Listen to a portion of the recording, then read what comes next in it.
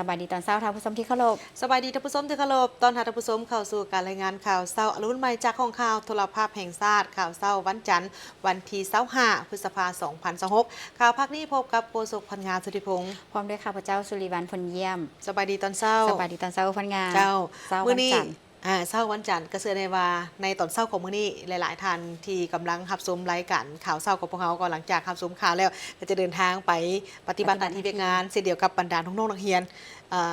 ในระยะนี้บางคนก็เป็นใกล้เคียงด้วยการสอบสิ่งได้เนาะสำหรับป สำหรับป .5 เนาะนอกจากนั้นข่าวเช้าในมื้อนี้ท่านผู้ชมเขายังมีหลายข่าวที่น่าสนใจมานำเสนอเป็นต้นก็เป็นข่าวทางเรื่องของกรมปลูกฝังกระทรวงเกษตรกรรมและสิ่งแวดล้อมได้ร่วมกับทางศูนย์วัฒนธรรมจีนประจำลาวได้มีการจัดงานพบปะแลกเปลี่ยนภายใต้หัวข้อซาสู่ความปรองดองเพื่อให้ซาเป็นสื่อกลางในการส่งเสริมมิตรภาพของทั้งสองประเทศเนื่องในโอกาสวันซาสากลซึ่งจัดขึ้นในมื้อวันที่21พฤษภาคมที่ผ่านมาเข้าร่วมมีท่านบุญจันทร์กลุ่มบุญญสิทธิ์หัวหน้ากลุ่มปลูกฝังกระทรวงเกษตรกรรมและสิ่งแวดล้อมท่านนางเวียงพรแก้วขุนศรีหัวหน้าโรงเรียนการเมืองการปกครองนครหลวงเวียงจันทร์ท่านภูธรเมืองปากอดีตรัฐมนตรีกระทรวงสาธารณสุขท่านเติ้งลี่เฉียงที่ปรึกษาทูตหัวหน้าแผนกร่วมมือแลกเปลี่ยนสถานทูตจีนประจำลาวท่านหลอเว่ยเจียนหัวหน้าศูนย์วัฒนธรรมจีนประจำลาวพร้อมด้วยแขกถึกเชิญงานพบปะแลกเปลี่ยนภายใต้หัวข้อซาสู่ความปรองดองครั้งนี้โดยมีจุดประสงค์เพื่อให้ซาเป็นสื่อกลางส่งเสริมมิตรภาพสองประเทศลาวจีนให้แน่นแฟ้นยิ่งขึ้นสำหรับซาแม้นมีต้นกำเนิดมาจากประเทศจีนที่เจริญรุ่งเรืองในสมัยราชวงศ์ถังและราชวงศ์ซ่งโดยได้สืบทอดมาหลายพันปีและมีตำรากล่าวขานว่าซาเป็นต้นไม้อันล้ำค่าของภาคใต้ใบไม้น้อยๆนี้ได้สะท้อนให้เห็นถึงปรัชญาและเป็นหนึ่งในองค์ประกอบที่สำคัญที่สุดของวัฒนธรรมจีนมาอย่างยาวนานซึ่งได้เป็นทั้งกลิ่นอายและความอบอุ่นในชีวิตประจำวันส่วนสาธารณรัฐประชาธิปไตยประชาชนลาวซาแม่นหนึ่งในบรรดาสินค้ากสิกรรมที่สำคัญที่ได้มีการค้าขายจำหน่ายทั้งภายในและส่งออกซึ่งสามารถนำรายได้ที่สำคัญให้แก่ครอบครัวชาวเกษตรกรในเขตภาคเหนือและภาคใต้ก็คือเข้าสู่ประเทศในปี 2025เนื้อที่การผลิตซาในทั่วลาวมีประมาณ 7,000 กว่าเฮกตาร์ในนั้นพื้นที่ส่วนหนึ่งของเนื้อที่ทั้งหมดแม่นเป็นประเภทซาธรรมชาติก็คือซาป่าหรือซาบูฮานพื้นที่การผลิตซาของลาวส่วนหลาย95ส่วนห้อยแม่นในเขตแขวงภาคเหนือบ่อนที่มีความสูงมีเงื่อนไขเหมาะสมแก่การผลิตกสิกรรมและอีกบ่อนหนึ่งก็แม่นอยู่ภาคใต้เขตเมืองปากซองภูเพียงบริเวณแขวงจำปาสักสำหรับผลผลิตซาในปี 2025ในทั่วประเทศมีประมาณ 17,000 กว่าต้นแต่การส่งออกซาเป็นทางการก็ยังมีหน่อยผลิตภัณฑ์ใบซาแม้นได้มีบทบาทสำคัญในการพัฒนาเศรษฐกิจสังคมของท้องถิ่นชนบทซาลาวมีรสชาติดีเป็นที่ต้องการของตลาดภาคพื้นและสากลซึ่งยั่งยืนได้ผลการแข่งขันซาอันดับโลกที่ประเทศจีนในปี 2025ซาลาวก็คือซายอดอูได้รับเหรียญคำในระยะผ่านมาเห็นได้ว่าแขนงซาลาวได้รับการพัฒนาและมีท่าก้าวขยายตัวได้ดีและมีผลสำเร็จหลายด้านต่อกับผลสำเร็จดังกล่าวก็ย้อนได้รับการสนับสนุนช่วยเหลือจากบรรดาประเทศเพื่อนมิตรและคู่ร่วมพัฒนาต่างๆแต่ถึงอย่างไรก็ตามก็เห็นว่ายังมีหลายด้านที่ยังต้องได้สืบต่อปรับปรุงและพัฒนาโดยเฉพาะด้านเทคนิควิชาการการผลิตการปรุงแต่งการแปรรูปและบรรดามาตรฐานของผลิตภัณฑ์เพื่อสามารถเข้าถึงตลาดที่ดีในภาคพื้นและสากลปัจจุบันกระทรวงเกษตรกรรมและสิ่งแวดล้อมกรมปลูกฝังกำลังจะตั้งปฏิบัติโครงการสร้างความเข้มแข็งเศรษฐกิจสีเขียวและการปรับตัวต่อการเปลี่ยนแปลงดินฟ้าอากาศด้านกสิกรรมซาที่เป็นพืชสำคัญปลายแหลมในการสนับสนุนการพัฒนาเศรษฐกิจสังคมก็คือการแก้ไขความทุกข์ยากแก่ประชาชนในเขตชนบทเขตผู้ด้อยโครงการดังกล่าวได้สวมใส่หน้าเวียกที่สำคัญคือการสร้างความเข้มแข็งแก่การผลิตซาอยู่บรรดาแขวงภาคเหนือของลาว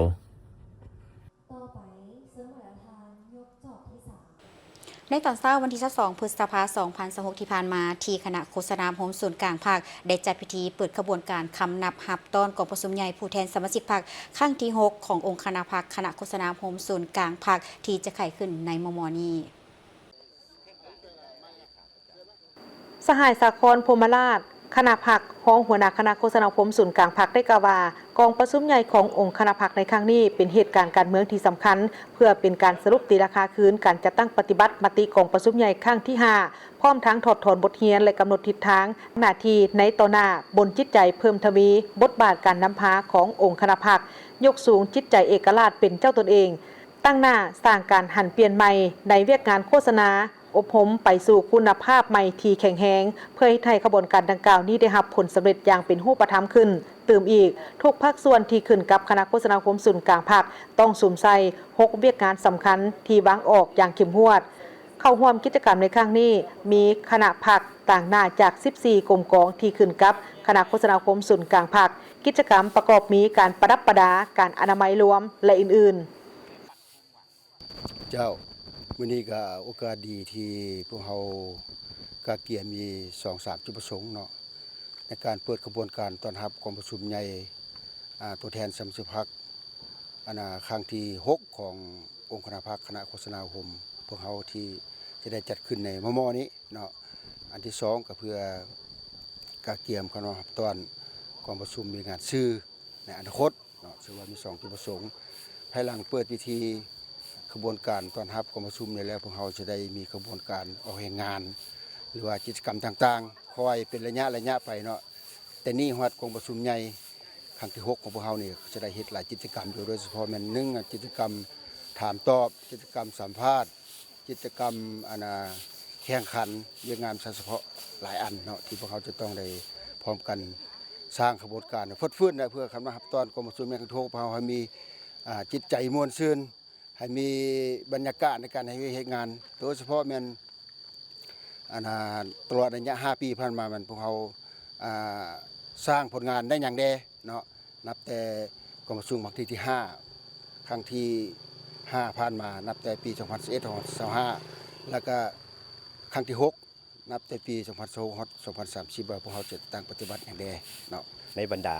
14กรมกองโดยเฉพาะแม่นพวกเขาถือโอนเข้ามาหาซื้อพวกเขาเนาะ5กรมกองที่โอนมาจากกระทรวงทวทหั่นก็อยากสร้างความหักแพงสามัคคีและนำมาเคลื่อนไหวว่าผลสำเร็จของ2025 ของคสพคณะพรรคเพิ่นนั้นมีผลสำเร็จแนวใดและสมทบกับผลงานที่สื่อย้ายมาอยู่นำมันมาสมทบกันเนื้อในจะเฮ็ดได้แนวใดเพื่อให้มีผลสำเร็จเพราะว่า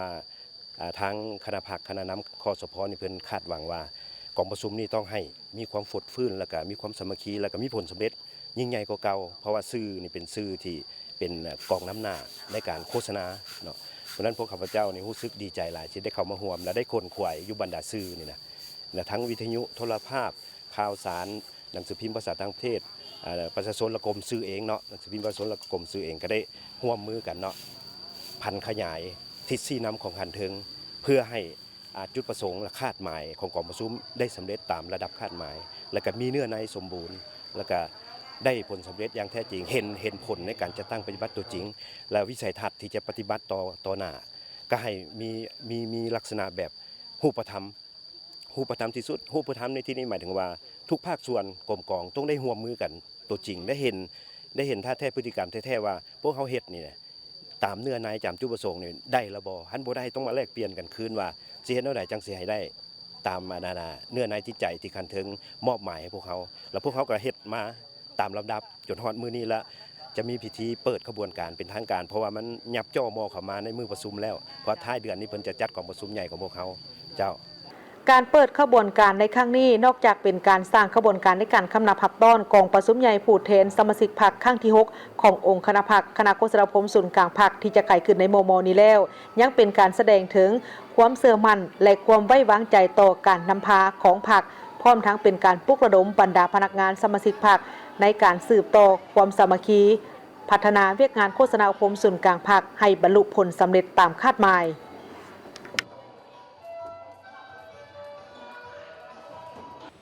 ท านผู้ชมเนื่องในโอกาสวันปลูกต้นไม้แห่งชาติที่จะมาถึงนี้บรรดาห้างจำหน่ายเบี้ยไม้เกือบ30สวนมีเบี้ยไม้หลายกว่า70ชนิดมาวางจำหน่ายอยู่ที่ศูนย์การค้าลาวไอเต็กเพื่อรองรับความต้องการของสังคมวันปลูกต้นไม้แห่งชาติบ่เพียงแต่เป็นการสร้างความเขียวงามให้แก่สังคมเท่านั้นแต่ยังเป็นการปลูกจิตสำนึกให้ประชาชนเห็นคุณค่าของการอนุรักษ์ป่าไม้และสิ่งแวดล้อมเพราะต้นไม้มีความสำคัญต่อการรักษาสมดุลทางธรรมชาติและช่วยลดผลกระทบจากการเปลี่ยนแปลงสภาพอากาศดังนั้นในวันปลูกต้นไม้แห่งชาติในแต่ละปีก็ได้เป็นการสร้างบรรยากาศให้แก่ประชาชนทุกภาคส่วนหันมาใส่ใจในการปลูกต้นไม้และร่วมกันฟื้นฟูพื้นที่สีเขียวเพื่อให้ประเทศชาติมีสิ่งแวดล้อมที่ดีและยืนยงต่อไปซึ่งในแต่ละปีผู้ประกอบการด้านการสนองเบี้ยไม้ก็ได้กายเกี่ยมเบี้ยไม้เป็นจำนวนหลวงหลาย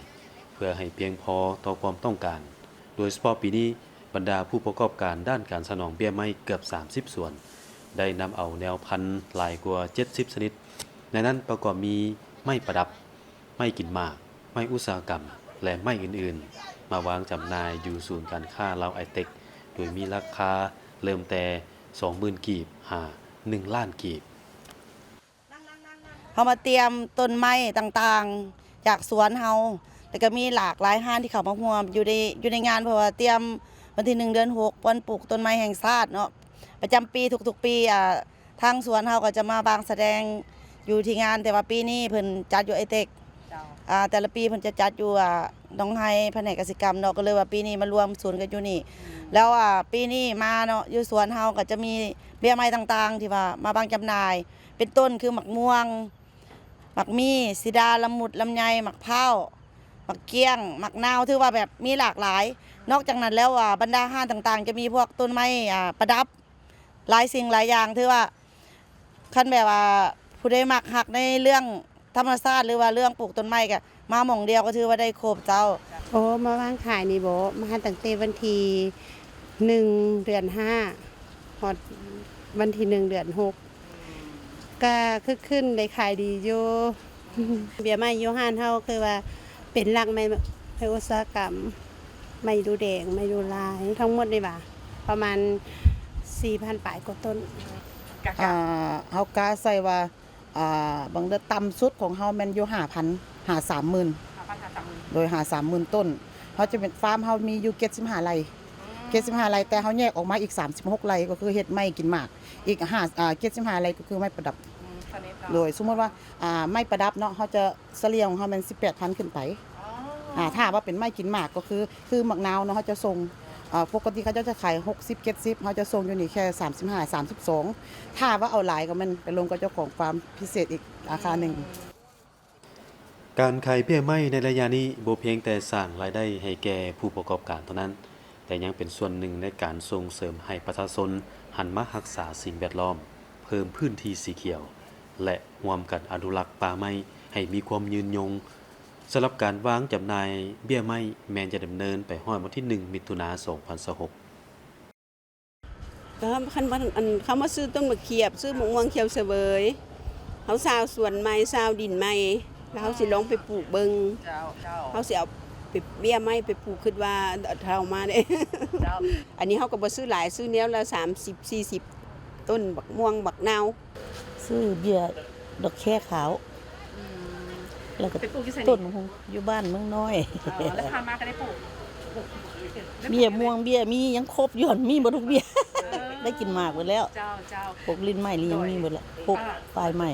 สวยงามแดแล้วก็อยู่ห่มอยู่เย็นยังสิแล้วก็ได้อยู่ได้กินพร้อมทุกอย่างกันแล้วต้น2ต้นไว้สิได้มันครบอย่างเพื่อไปใส่ในครอบครัวเฮานะมันก็เพื่อสุขภาพเฮาเด้มันสีเขียวอยู่เย็นอยู่ห่มอยู่แต่นั่นอะไรก็บ่ดีคือมีน้ำมนต์ต้นไม้ก็ป่าไม้ถือเป็นทรัพยากรธรรมชาติที่มีความสำคัญต่อชีวิตของมนุษย์สัตว์และสิ่งแวดล้อมยังเฮ็ดให้อากาศบริสุทธิ์และช่วยลดภาวะโลกร้อนนอกจากนั้นป่าไม้ยังเป็นบ่อนอยู่อาศัยของสัตว์ป่านานาชนิดและเป็นแหล่งอาหารยาสมุนไพรและวัตถุดิบสำหรับการดำรงชีวิตของประชาชนดังนั้นการอนุรักษ์และฟื้นฟูป่าไม้จึงเป็นหน้าที่ของทุกคนเพื่อให้ป่าไม้ยังคงอยู่คู่กับสังคมและเป็นมรดกอันมีคุณค่า ให้แก่คนรุ่นหลังต่อไป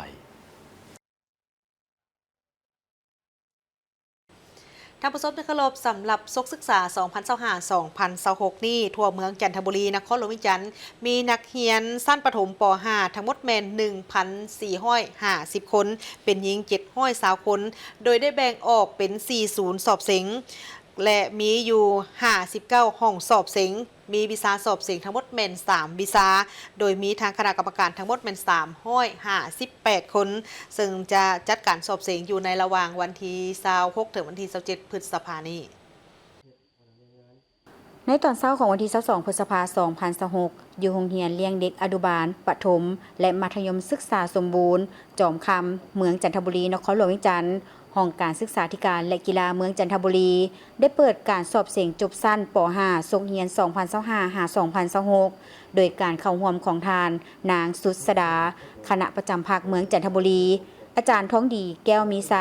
หัวหน้าห้องการศึกษาธิการและกีฬาเมืองจันทบุรีและครูอาจารย์พร้อมด้วยน้องนักเรียนเข้าร่วม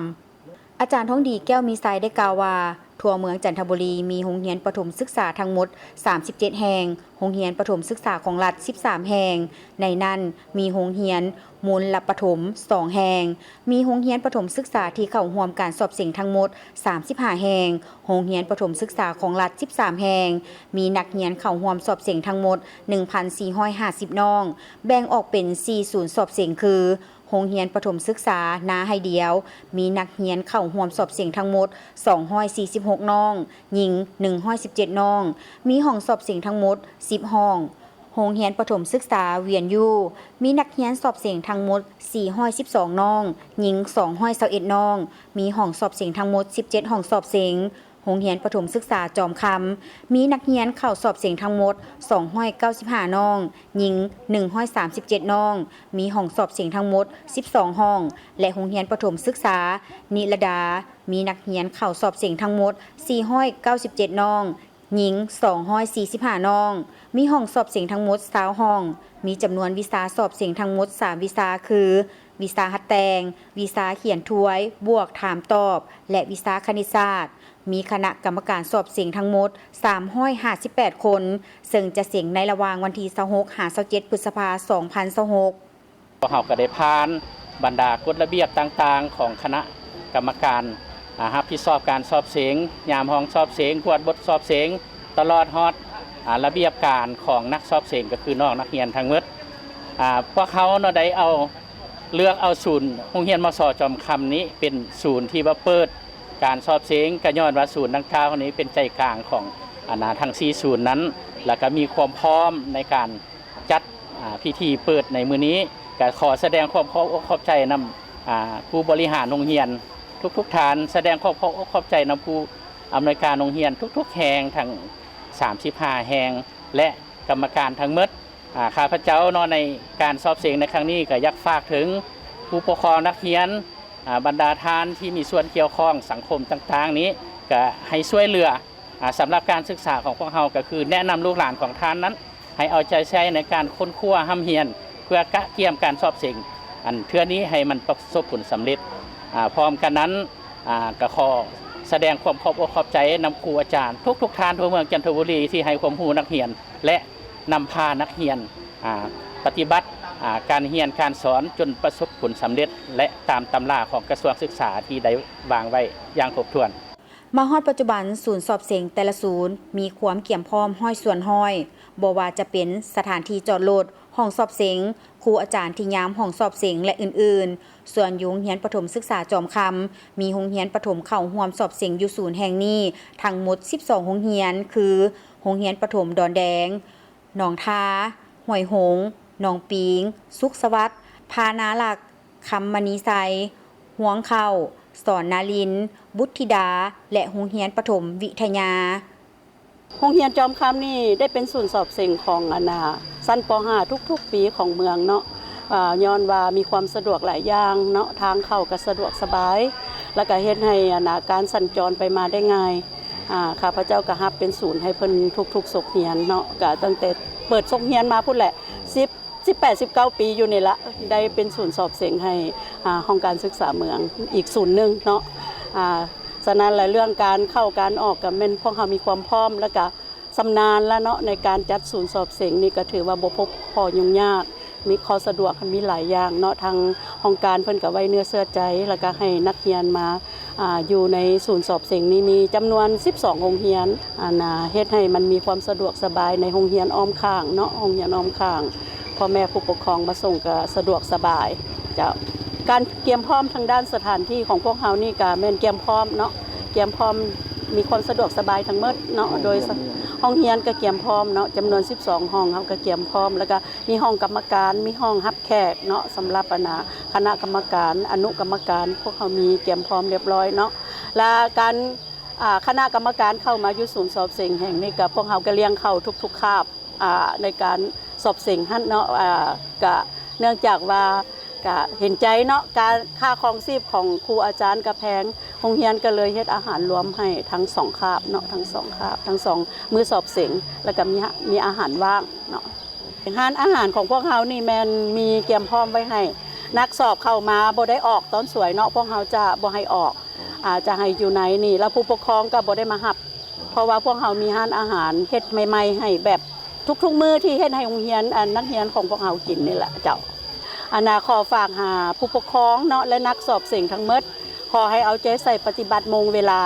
และก็กฎระเบียบต่างๆนี่แม่นแต่ละโรงเรียนได้ส่งให้ผู้ปกครองอ่านนำแล้วเนาะเรื่องกฎระเบียบการนุ่งถือการเตรียมพร้อมของอุปกรณ์ต่างๆค่ะแม่น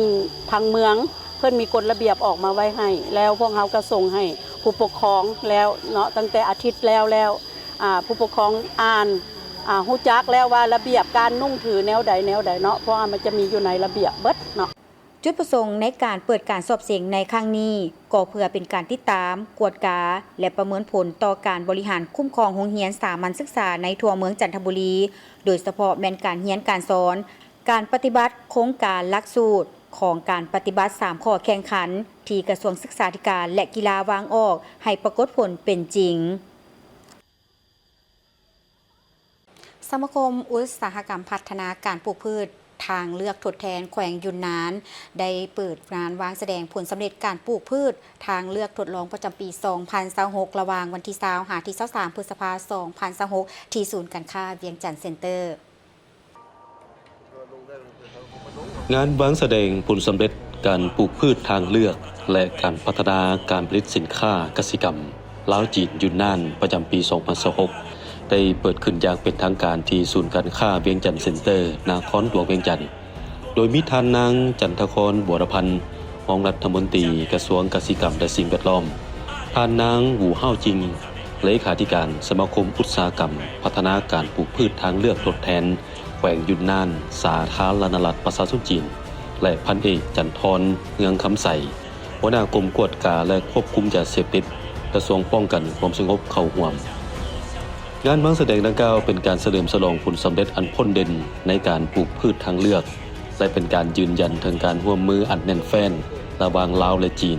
เพื่อพัฒนาแขนงกสิกรรมและควบคุมยาเสพติดในพิธีท่านนางจันทครบัวรพันธ์รองรัฐมนตรีกระทรวงเกษตรกรรมและสิ่งแวดล้อมได้กล่าวเน้นหนักว่าการปลูกพืชทดแทนบ่เพียงแต่เป็นมาตรการสำคัญในการควบคุมยาเสพติดเท่านั้นแต่ยังเป็นเส้นทางสำคัญสำหรับการหันเปลี่ยนสีเขียวและทันสมัยของกสิกรรมลาวท่านยังได้ระบุตื่นว่ารัฐบาลลาวให้ความสำคัญเป็นอันดับต้นๆในการลบล้างแหล่งกำเนิดยาเสพติดเพื่อบรรลุการพัฒนาสีเขียวแบบยืนยงงานแสดงในครั้งนี้ก็เป็นซุ้มใส่การวางแสดงมากพ้นของการแลกเปลี่ยน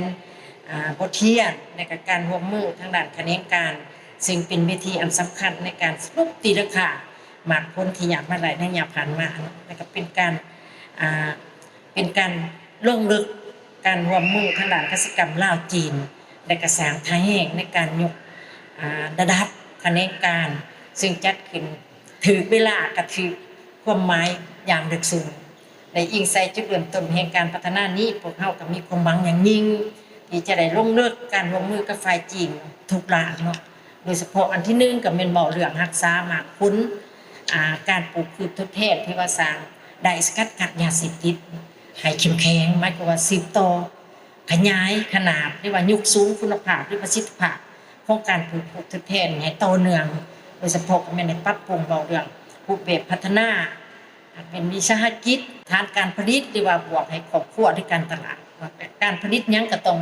ติดพันกับการผลิตเป็นสินค้าอันอื่นบ่ต้องสู่การผลิตเป็นสินค้าอันนี้มันสำคัญที่สุด ในพิธีดังกล่าวพันเอกจันทรเฮืองคำใสหัวหน้าห้องการกวดกาและควบคุมยาเสพติดยังได้กล่าวเน้นหนักถึงความสำคัญของงานครั้งนี้ว่าเป็นงานที่สำคัญสำหรับลาวและจีนในการเพิ่มทวีการร่วมมือด้านการควบคุมยาเสพติดร่วมกันส่งเสริมการพัฒนาอุตสาหกรรมและยกระดับคุณภาพชีวิตของประชาชนท่านยังได้ระบุเติมว่าการปลูกพืชทดแทนเป็นยุทธศาสตร์ที่สำคัญในการแก้ไขปัญหายาเสพติดอย่างยืนยงโดยการสร้างอาชีพที่มั่นคงให้แก่ประชาชนในเขตห่างไกลซอกหลีโครงการดังกล่าวเป็นเรื่องงานที่จำเป็นและสำคัญต่อการแก้ไขการสกัดกั้นและต้านยาเสพติดแบบยืนยงเนื่องจากว่าการปฏิบัติมาตรการทางด้านกฎหมายเพียงอย่างเดียวแม้นบ่สามารถเป็นทางออกในการแก้ไขการลักลอบปลูกพืชที่มีสารเสพติดทั้งเป็นการแก้ไขที่บ่ได้รับประสิทธิภาพที่ยาวนานเพราะว่าประชาชนส่วนหลายยังมีความทุกข์ยากบ่สามารถซอกหาทางออกที่ถูกต้องได้ฉะนั้นหากจะแก้ไขปัญหาการลักลอบปลูกพืชที่มีสารเสพติดพวกเขาจะต้องได้มีการส่งเสริมการผลิตเพื่อทดแทนให้ประชาชนมีทางออกมีรายรับที่ยืนยงและจะเฮ็ดให้การลักลอบปลูกพืชที่มีสารเสพติดให้ลดน้อยถอยลงก้าวไปถึงยุติแบบถาวรท่านนางหูเฮาจริงเลขาธิการสมาคมอุตสาหกรรมพัฒนาการปลูกพืชทางเลือกทดแทนแขวงยุนนานสาธารณรัฐประชาชนจีนได้กล่าวในนามตัวแทนของวิสาหกิจจีนว่าการปลูกพืชทดแทนข้ามแดนแม่นมาตรการสำคัญของการร่วมมือสากลต้านยาเสพติดลาวจีนทั้งแม่นปัจจัยสำคัญในการเฮ็ดให้ชายแดนมีเสถียรภาพและมั่นคงท่านยังได้ระบุว่าภายใต้นโยบาย RCEP และการร่วมมือ1แล้ว1เส้นทางสมาคมจะสืบต่อเป็นข้อต่อเพื่อดึงดูดวิสาหกิจเข้าสู่การพัฒนาอุตสาหกรรมกสิกรรมข้ามแดนโดยเน้นใส่การปรับปรุงต้องโซ่อุตสาหกรรมแบบครบวงจรตั้งแต่การปลูกการปรุงแต่งจนไปถึงการจำหน่ายงานบางแสดงครั้งนี้ได้จัดแสดงผลิตภัณฑ์กสิกรรมหลากหลายชนิดเช่นยางพาราสาลีกาแฟพืชผักพืชสมุนไพรและหมากไม้ปลอดสารพิษที่เป็นผลสำเร็จจากโครงการร่วมมือในหลายแขวงของลาวเช่นแขวงปงสาลีและแขวงหลวงน้ำถาโดยมีจุดประสงค์หลักเพื่อส่งเสริมการผลิตสินค้ากสิกรรมที่มีคุณภาพแลกเปลี่ยนบทเรียนและเทคนิคการปลูกฝังใหม่ๆพร้อมทั้งสุขอยู่การส่งออกผลิตภัณฑ์กสิกรรมของลาวไปสู่ตลาดภาคพืชและสากลงานดังกล่าวบ่เพียงแต่เป็นเวทีให้ชาวกสิกรหรือคนหน่วยธุรกิจได้นำเสนอผลผลิตเท่านั้นแต่ยังเป็นโอกาสสำคัญในการสร้างเครือข่ายระหว่างภาครัฐและเอกชนเป็นเวทีพบปะกับนักลงทุนและผู้ซื้อทั้งภายในและต่างประเทศเป็นส่วนหนึ่งของความพยายามในการปรับปรุงชีวิตการเป็นอยู่ของประชาชนสร้างเวียกเฮ็ดงานทำและลดพรการนำเข้าสินค้ากสิกรรมซึ่งเป็นการประกอบส่วนเข้าในการพัฒนาเศรษฐกิจสังคมของประเทศลาวและอินเดียได้มีการเปิดโตสแตมป์ไปรษณีย์ร่วมกันโดยได้มีการกำหนดเอารูปวัดผู้จำปาสักเป็นสื่อความหมายสำคัญเนื่องในโอกาสของการเฉลิมฉลองวันมิตรภาพครบรอบ70 ปีลาวอินเดียกระทรวงเทคโนโลยีและการสื่อสารได้ร่วมกับทางสถานทูตอินเดียประจำลาวมีการจัดพิธีเปิดโตสแตมป์ไปรษณีย์ครบรอบ70 ปีในวันสร้างตั้งสายผูกพันการทูตลาวอินเดียนับตั้งแต่ปี1965ถึง2026อย่างเป็นทางการซึ่งโดยการเข้าร่วมครั้งนี้มีท่านแก้ววิสุขโสรพรหมรองรัฐมนตรีกระทรวงเทคโนโลยีและการสื่อสารและท่านโลหิตบับบ้าผู้รักษาการแทนเอกอัครราชทูตแห่งสาธารณรัฐอินเดียประจำลาวท่านแก้ววิสุขได้กล่าวว่าทั้งสองประเทศได้เห็นดีเป็นเอกภาพกันในการเลือกเอารูปวัดผู้จำปาสักมาเป็นลวดลายถึงสแตมป์โดยจุดประสงค์นี้ก็เพื่อเป็นการสื่อถึงเนื้อในความหมายแห่งสายผูกพันระหว่างสองประเทศเนื่องจากว่าที่ผ่านมารัฐบาลอินเดียก็ได้ให้การสนับสนุนในการบูรณะและอนุรักษ์ โฮงสร้างหินของวัดภูจำปาสักให้กลับคืนมามีความสวยงามและทั้งเป็นการร่วมกันในการเผยแพร่มรดกโลกและส่งเสริมการท่องเที่ยวของสาธารณรัฐประชาธิปไตยประชาชนลาวให้เป็นที่ฮู้จักในระดับสากลตลอดระยะ70 ปีที่ผ่านมารัฐบาลอินเดียได้ให้การสนับสนุนสาธารณรัฐประชาธิปไตยประชาชนลาวมาโดยตลอดในด้านต่างๆเช่นการเมืองเศรษฐกิจวัฒนธรรมการศึกษาการแพทย์และเทคโนโลยีเฉพาะในแขนงเทคโนโลยีและการสื่อสารอินเดียก็ได้ช่วยในการฝึกอบรมบุคลากรและสร้างศูนย์ฝึกอบรมซอฟต์แวร์ให้แก่ฝ่ายลาวสแตมป์ในสุดนี้บ่เพียงแต่จะเป็นสัญลักษณ์ในภายในของทั้งสองประเทศเท่านั้นแต่ว่ายังจะเป็นการเดินทางไปทั่วโลกพร้อมกันกับซองของจดหมายและพัสดุต่างๆซึ่งจะเป็นสื่อกลางในการประกาศให้ชาวโลกนั้นได้เห็นถึงมิตรภาพอันยาวนานและสนิทแน่นระหว่างลาวและอินเดียกองบัญชาการปกส.แขวงพงศลีสร้างกระบวนการออกแห่งงานรวมเพื่อคำนำรับต้อนวันเด็กน้อยสากลครบรอบ102 ปีและวันปลูกต้นไม้แห่งชาติครบรอบ46 ปีในตอนเช้าของวันที่22 พฤษภาคม 2026 ที่ผ่านมากองบัญชาการปกส.แขวงพงศลีได้สร้างกระบวนการออกแห่งงานรวมเพื่อคำนับรับต้อนวันบุญสำคัญต่างๆของพรรคของชาติโดยภายใต้การชี้นำพาของคณะพรรคคณะห้องใน7ห้อง1กองตลอดฮอดนายและพลตำรวจอ้อมข้างกองบัญชาการปกส.แขวงพงศลีเข้าร่วมหลายกว่า250 คนการออกแห่งงานในครั้งนี้ได้เสียหญ้าบริเวณอ้อมข้างกองบัญชาการโดยเฉพาะแม่นบริเวณ2ฝากทางขึ้นสำนักงานกองบัญชาการปกส.แขวงอนามัยห้องระบายน้ำและขุดดินเฮ็ดสวนดอกไม้และในบริเวณที่จะปลูกต้นไม้จุดประสงค์ก็เพื่อเฮ็ดให้บริเวณอ้อมข้างกองบัญชาการปกส.แขวงเว้ารวมเว้าเฉพาะก็คือบริเวณทางขึ้นสำนักกองบัญชาการปกส.แขวงพงศลีให้มีความสะอาดจบงามเป็นระเบียบเรียบร้อยและเพื่อเป็นการสร้างขบวนการในด้านต่างๆเพื่อคำนับรับต้อนวันเด็กน้อยสากลครบรอบ102 ปีก็คือวันที่1 มิถุนายน 1924 หา 1 มิถุนายน 2026และวันปลูกต้นไม้แห่งชาติครบรอบ46 ปี 1 มิถุนายน 1980 หา 1 มิถุนายน 2026ที่ใกล้จะมาถึงในมมนี้ให้เต็มไปด้วยบรรยากาศที่ฟดฟื้นมวลซืนและมีความจบงามได้มีพิธีทรงสการและฝังอัฐิทหารอาสาสมัครและเซียวซานเวียดนามจำนวน80อัฐิที่เสียสละชีวิตเพื่อชาติอยู่ลาวที่ได้มีการขุดค้นในฤดูแล้ง 2025-2026 อยู่3แขวงของสาธารณรัฐประชาธิปไตยประชาชนลาวในตอนเช้าของวันที่21 พฤษภาคม 2026 นี้อยู่ที่สุสานนักรบผู้เสียสละชีวิตเพื่อชาติเมืองยิงลกสหายพลจัตวาหม่อนคำดวงสวรรค์หัวหน้าการเมืองกองบัญชาการทหารแขวงห้องหัวหน้าคณะปฏิบัติงานพิเศษแขวงไซสมบูรณ์พร้อมด้วยคณะได้เข้าร่วมในพิธีทรงสการและฝังอัฐิของทหารอาสาสมัครและเซียวซานเวียดนามจำนวน80อัฐิที่ได้เสียสละชีวิตเพื่อชาติอยู่ลาวที่ได้มีการขุดค้นในฤดูแล้งของ 2025-2026 อยู่3เมืองอยู่3แขวงของสาธารณรัฐประชาธิปไตยประชาชนลาวซึ่งได้จัดขึ้นอยู่ที่เมืองยิงลกแขวงเงอานสาธารณรัฐสังคมเวียดนามโดยมีสหายนางฟามทีแทงจังรองรัฐมนตรีกระทรวงรองรัฐมนตรีแห่งสาธารณรัฐสังคมนิยมเวียดนามโดยมีคณะประจำภาคแขวงสภาประชาชนแขวงคณะกรรมการประชาชนแขวงกองบัญชาการทหารแขวงกองบัญชาการทหารชายแดนบรรดาแผนกการพร้อมด้วยพ่อแม่ประชาชนและคณะปฏิบัติงานพิเศษ3แขวงของลาวเข้าร่วมในพิธีสหายปูแทงวิงรองประธานคณะกรรมการประชาชนต่างหน้าคณะปฏิบัติงานพิเศษแขวงเงอานก็ได้ขึ้นกล่าวไว้อาลัยและฮู้บุญคุณต่อห่างอัฐิของบรรดานักรบทหารอาสาสมัครและเซียวซานเวียดนามที่ได้เสียสละชีวิตเพื่อชาติเพื่อเอกราชและเสรีภาพของประเทศชาติอย่างองอาจกล้าหาญในภารกิจสากลอันสง่าราศีเพื่อเป็นการต่อสู้ต้านจักรพรรดิก็คือต้านศัตรูอยู่ลาวมาฮอดฤดูแล้ง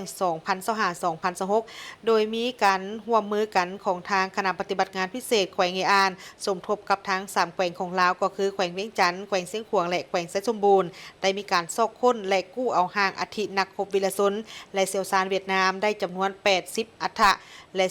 ผู้ที่เสียชีวิตอยู่ลาวมาเป็นเวลากว่า ครึ่งศตวรรษกลับคืนสู่ประเทศชาติก็คือพื้นแผ่นดินเกิดของตนสำเร็จและจารึกคุณงามความดี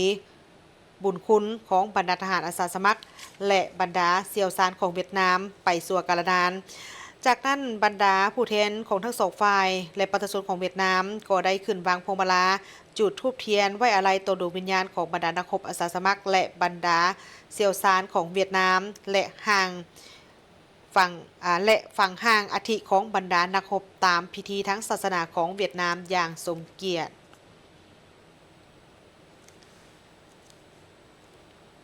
แขวงขมวนสาธารณรัฐประชาธิปไตยประชาชนลาวและแขวงกวางจีสาธารณรัฐสังคมนิยมเวียดนามได้ลงบทบันทึกสืบต่อขุดค้นอัฐิทหารอาสาสมัครและเสี่ยวซานเวียดนาม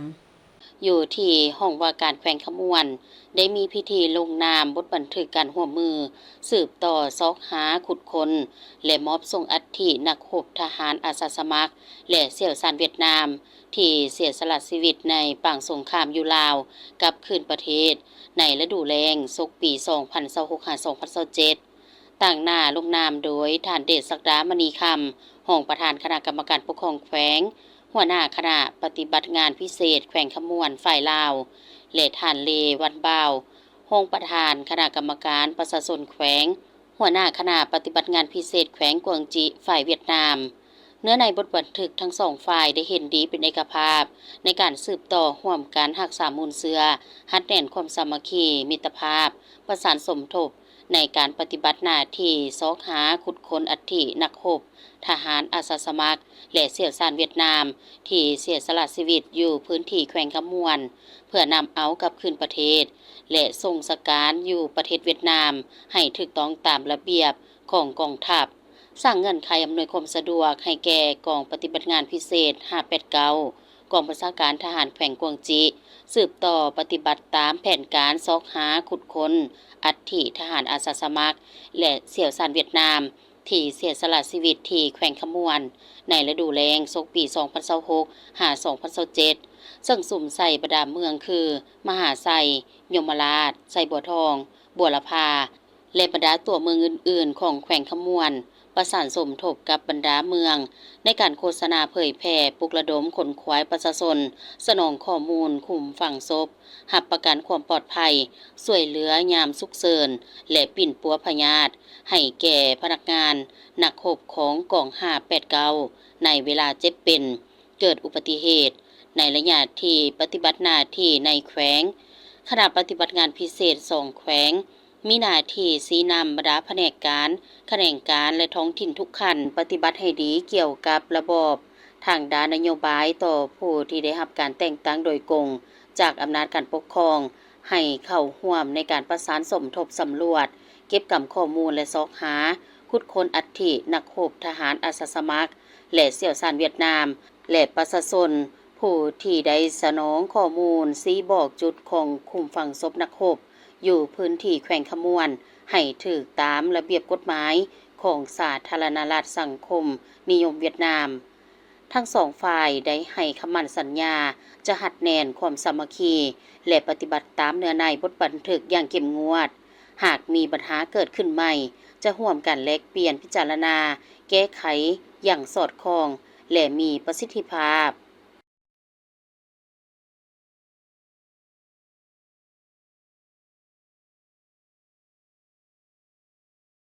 ได้มีพิธีเซ็นสัญญาการสั่งตั้งห้องหมอมิตรภาพระหว่างแขวงพงศาลีสาธารณรัฐประชาธิปไตยประชาชนลาวกับห้องหมอประชาชนเมือง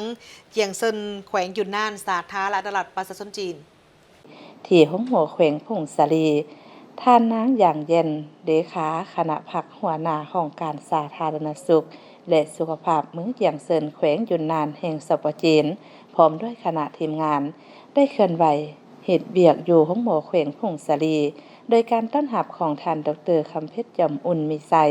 หัวหน้าอำนวยการห้องหมอแขวงพงศาลีพร้อมด้วยคณะและพนักงานแพทย์หมอภายในห้องหมอแขวงโอกาสนี้คณะทีมงานทั้งสองฝ่ายได้เข้าร่วมกองประชุมพบปะแลกเปลี่ยนเซ็นบทบันทึกความเข้าใจมาด้วยการสร้างตั้งห้องหมอมิตรภาพระหว่างห้องหมอแขวงพงศาลีกับห้องหมอประชาชนเมืองเจียงเซินแขวงยุนนานแห่งสปปจีน อยู่ห้องประชุมชั้น2ของห้องหมอแขวงพงศดี โดยการเข้าร่วมมีท่านดร.ไสนุภาพสุจันทร์กรรมการพรรคแขวงหัวหน้าแผนกสาธารณสุขแขวงพงศดีตลอดฮอดคณะนำทั้ง2ฝ่ายเข้าร่วมที่ประชุมทั้ง2ฝ่ายได้ผลัดเปลี่ยนกันนำรายงานย่อสภาพการจัดตั้งปฏิบัติเปียกงานรอบด้านในระยะที่ผ่านมาพร้อมด้วยท่านดร.ไสนุภาพสุจันทร์กรรมการพรรคแขวงหัวหน้าแผนกสาธารณสุขแขวงพงศดีได้มีคำเห็นและตีราคาสูงต่อการมาเคลื่อนไหวเฮ็ดเวียกของคณะทีมงานผู้แทนเมืองเจียงเซินในครั้งนี้และผลัดเปลี่ยนกันประกอบความคิดความเห็นแลกเปลี่ยนซึ่งกันและกันจากนั้นก็ได้ร่วมเซ็นบทบันทึกความเข้าใจบ่ด้วยการสั่งตั้งโรงหมอมิตรภาพระหว่างโรงหมอแขวงพงศดีกับโรงหมอประชาชนเมืองเจียงเซินแขวงยุนนานแห่งสป.จีนอย่างเป็นทางการโดยซ่องหน้าจากท่านดร.ไสนุภาพสุจันทร์กรรมการพรรคแขวงหัวหน้าแผนกสาธารณสุขแขวงพงศดีและผู้แทนทั้ง2ฝ่ายเข้าร่วมเป็นสักขีพยานโอกาสนี้ผู้แทนของหมอประชาชนเมืองเจียงเซินแขวงยุนนานแห่งสป.จีนเคลื่อนไหวเฮ็ดเวียกพบปะกับของหมอแขวงพงศดีครั้งนี้ยังได้นำพาทีมงานแพทย์หมอมาให้บริการกวดพยาธิกับประชาชนแขวงพงศดีตื่มอีกซึ่งมีประชาชนมาใช้บริการกวดพยาธิต่างๆเป็นจำนวนอย่างหลวงหลาย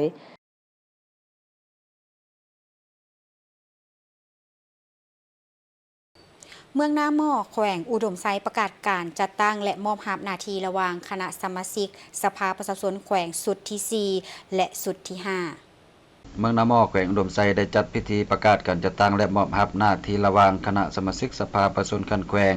ประจำเขตเลือกตั้งเมืองนาหม้อสุดที่4และสุดที่5ขึ้นอย่างเป็นทางการที่สโมสรเมืองเป็นเกียรติเข้าร่วมของท่านไก่เพชรอินโฟเวียงกรรมการพรรคแขวงเลขาคณะบริหารงานพรรคเมืองมีอดีตสมาชิกสภาประชาชนแขวงสุดที่4และสมาชิกสภาประชาชนแขวงสุดที่5มีการนำเมืองคณะประจำพรรคเมืองกรรมการพรรคหัวหน้าห้องการที่เกี่ยวข้องส่งกำลังปกสรัฐวิสาหกิจคณะรับผิดชอบและภาคส่วนที่เกี่ยวข้องเข้าร่วมในพิธีท่านสมพันธ์ภูมิไสคณะประจำพรรคเมืองหัวหน้าคณะจัดตั้งเมืองต่างหน้าคณะรับผิดชอบได้ขึ้นผ่านมติของคณะประจำสภาประชาชนแขวงอุดมไซ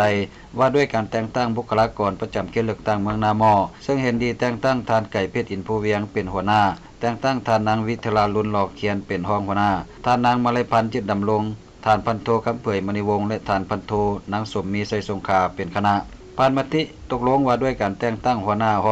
องการคณะสมาชิกสภาประชาชนแขวงประจำเมืองนาหม้อซึ่งเห็นดีแต่งตั้งท่านนางวิทลาลุนหลอกเขียนเป็นหัวหน้าห้องการแต่งตั้งท่านบุญเฮืองมัวทรงปอเป็นรองหัวหน้าห้องการแต่งตั้งท่านสมใจรอสวัสดีเป็นหัวหน้าหน่วยงานบริหารการเงินและแต่งตั้งท่านสมหวังวิวันหอมเป็นหัวหน้าหน่วยงานคุ้นคว้าสังรวมผ่านมติตกลงว่าด้วยการบงตัวแต่งตั้งเลขาห้องเลขาหน่วยพรรคห้องการคณะสมาชิกสภาประชาชนแขวงประจำเมืองนาหม้อซึ่งเห็นดีแต่งตั้งสหายนางวิทลาลุนหลอกเขียนเป็นเลขาหน่วยพรรคและแต่งตั้งสหายบุญเฮืองมัวทรงปอเป็นห้องเลขาหน่วยพรรคจากนั้นก็ได้ผ่านมติอื่นๆจำนวนหนึ่งพร้อมกันน้ำเมืองก็ได้ให้เกียรติขึ้นมอบมติตกลงดังกล่าวในพิธีอดีตสมาชิกสภาประชาชนแขวงประจำเมืองนาหม้อสุดเก่าก็ได้ขึ้นผ่านบทบันทึกมอบรับเวียกพร้อมลงนามเซ็นบทบันทึกดังกล่าวระหว่างท่านนางบัวพรแก้วมณีอดีตรองเลขาพรรคเมืองอดีตสมาชิกสภาประชาชนแขวงประจำเมืองนาหม้อผู้เก่าและท่านไก่เพชรอินโฟเวียงกรรมการพรรคแขวงเลขาคณะบริหารงานพรรคเมืองหัวหน้าคณะสมาชิกสภาประชาชนแขวงประจำเขตเลือกตั้งเมืองนาหม้อผู้ใหม่โดยมีภาคส่วนที่เกี่ยวข้องเข้าร่วมรับรู้ในโอกาสนี้ท่านไก่เพชรอินโฟเวียงกรรมการพรรคแขวงเลขาคณะบริหารงานพรรคเมืองหัวหน้าคณะสมาชิกสภาประชาชนแขวงประจำเขตเลือกตั้งเมืองนาหม้อได้มีคำเห็นโอลมต่อพิธีได้แสดงความยงยอสมเสยต่อผลงานที่ญาติมาได้ระยะผ่านมาได้เน้นหนักให้คณะรับผิดชอบชุดใหม่พร้อมกันสมสติปัญญาจัดตั้งปฏิบัติเวียกงานตามพระบทบาท10นาทีการมอบหมายของกันเทิง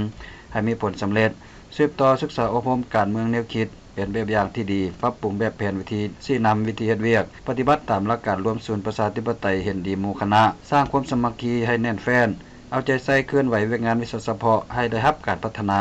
ได้ตามความมีต้องการของสังคมของประชาชนในทั่วเมืองตามสภาพความเป็นจริงในระยะใหม่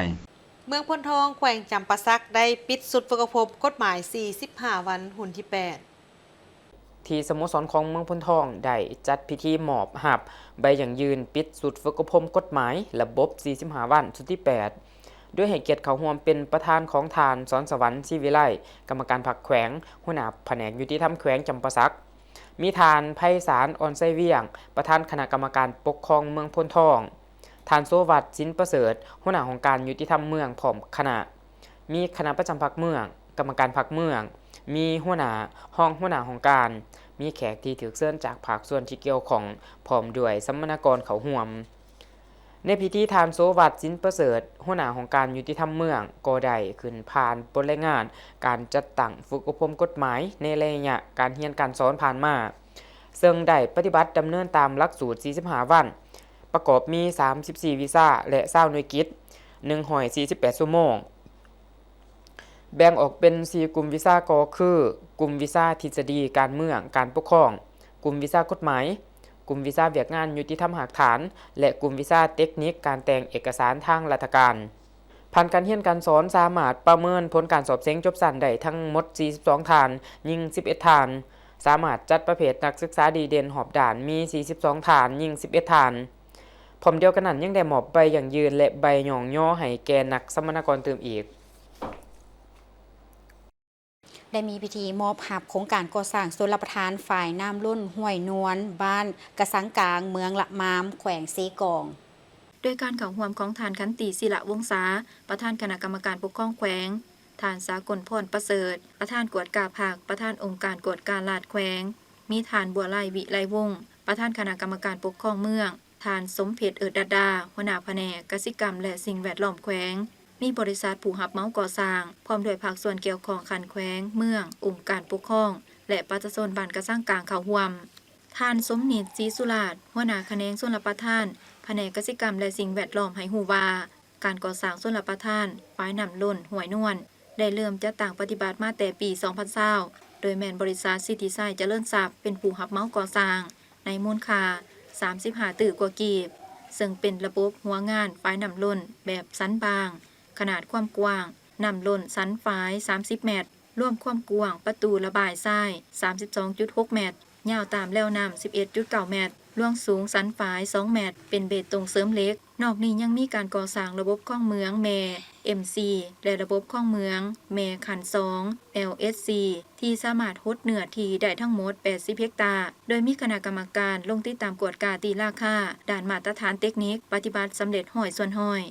จากนั้นในพิธีฝ่ายบริษัทผู้รับเหมาก่อสร้างก็ได้ขึ้นกล่าวมอบโครงการก่อสร้างชลประทานฝ่ายน้ำล้นห้วยนวลให้แก่แผนกกสิกรรมและสิ่งแวดล้อมแขวงที่เป็นเจ้าของโครงการอย่างเป็นทางการพร้อมนี้แผนกกสิกรรมและสิ่งแวดล้อมแขวงก็ได้มอบต่อให้กับหองการกสิกรรมและสิ่งแวดล้อมเมืองละม่ามเป็นผู้คุ้มครองปกปักรักษา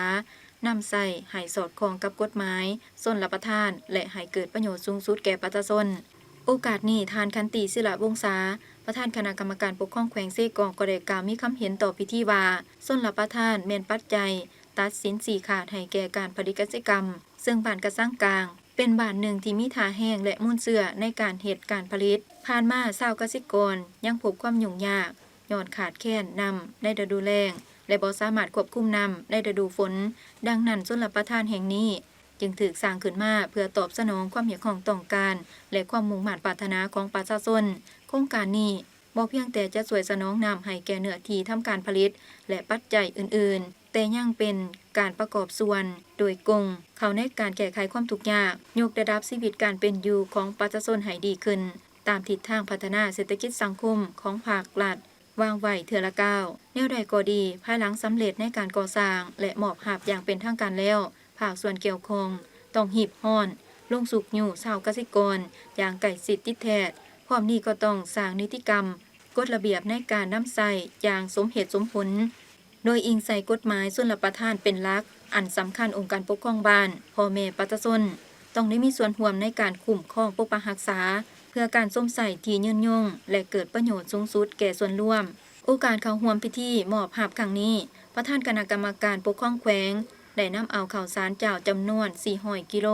มอบให้ครอบครัวทุกข์ยากขาดเคินของบ้านกระสังกลางเพื่อเป็นการแบ่งเบาบรรเทาทุกข์ขณะที่บริษัทซิตี้ไซด์เจริญทรัพย์ผู้รับเหมาโครงการก่อสร้างชลประทานฝ่ายน้ำล้นห้วยนวลก็ได้มอบเงินจำนวน10 ล้านกีบ ให้แก่ชาวเกษตรกรบ้านดังกล่าวเพื่อเป็นทุนเบื้องต้นในการจัดซื้อแนวพันธุ์พืชผักกสิกรรมการเกี่ยมลงมือทำการผลิตในฤดูฝนปี2026นี้ตื่มอีกทั้งหมดนี้คือการรายงานข่าวเช้าอรุณใหม่จากของข่าวโทรภาพแห่งชาติขอบใจที่ประธานให้เกียรติติดตามรับชมข่าว แล้วพบกันได้ใหม่ในการรายงานข่าวภาคต่อไปส่วนข่าวเช้าในมื้อนี้โฆษกทั้งสองพร้อมกับทีมข่าวลาท่านผู้ชมไปก่อน สบายดี สบายดี